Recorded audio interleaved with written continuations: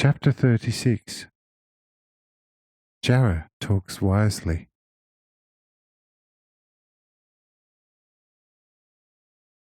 Says old Marcus thereto, Lord and Master of all the world's masters, earlier on you had said unto me that I shall still hear today many a rare thing about man's destiny, and that I shall also get to know the kingdom of God.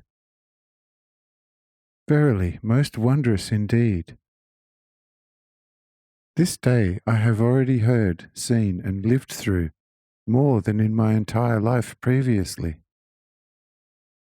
Thus your prediction for me has now come fully true. Now I shall spare no effort seeing to it, that our tired limbs shall not go to their rest. Understand? Say I, indeed. Go and check whether our cooks are ready with their art yet. After the meal, more happenings shall bring you still closer to the kingdom of God. Says Marcus, But Lord, what of this dear maiden still holding fast and covering your chest with tears? Shall she seemingly let you go at all? Say I, ask the maiden herself, and she shall supply you with an answer. Marcus asks the celestially languishing Jarrah. However, Jarrah immediately turns around and says, Listen, dear old friend, who once has seized him, should never let him go. For if letting him go, he also has let go of his everlasting life, and thus lost it forever. What I do physically, you all should do in the heart, as also I do it always in my heart. Who loves his life, but often let go the Lord of life frivolously because of the world, will also lose his life because he has lost the Lord of life. However, who does not respect his life but only pays attention to the life in his heart, namely to live only the Lord, will keep his life forever, even if dying in his body 1,000 times. Behold, when the Lord came to us, I first have recognized him in my heart, and only love him above all. Yes, if he now requires from me to die for him, death would be a refreshment for me, because I know and feel it most vividly that the love for him cannot die forever, for it is impossible for her to commit a sin, which is the true death of the soul. If, however, man's soul is dead, then also the whole person is dead. This remember well, old man, for I am from the school of heaven, which is the love and the truth and the life. What I have told you now is a teaching from heaven, and therefore you might want to pay attention to it. On hearing Jarrah speak like this, the old Marcus said, transfused with flavour, O child of the heavens, far too good and pure for this dirty earth. Verily, should the Lord physically leave this my home again, then I shall come to you to learn heavenly wisdom. Oh, what a difference between you and my daughters!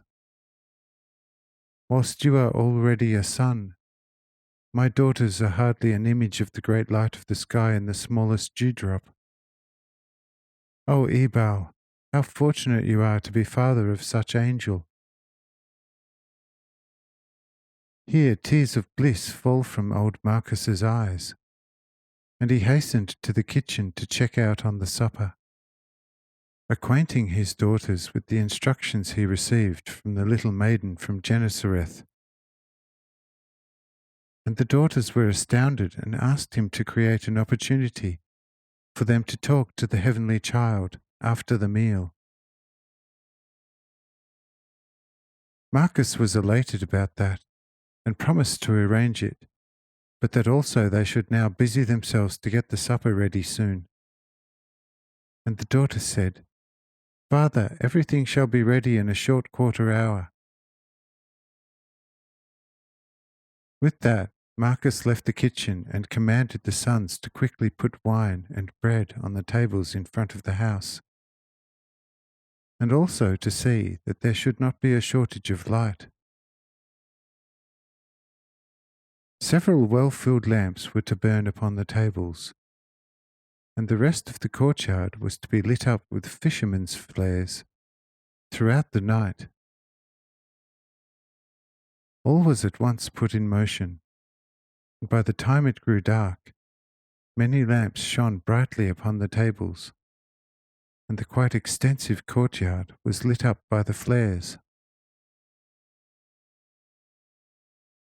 Soon after, exquisitely prepared foods were set on the tables. Well-cooked fish, bread, wine, and diverse fruits. Before the meal, Jarrah recited a psalm of David, then asking me to bless the foods and drinks. And I did so, and we all sat down and consumed the dishes with joy and cheer, with wine in moderation. I was seated between Cyrenius and the delightful Jarrah, with Cyrenius on the left and Jarrah on the right, with her Raphael next to her, and the old Marcus opposite him. The latter noted Raphael's way of eating.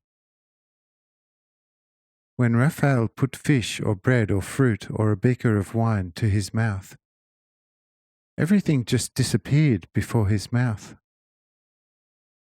And Marcus saw him neither chew nor swallow any food.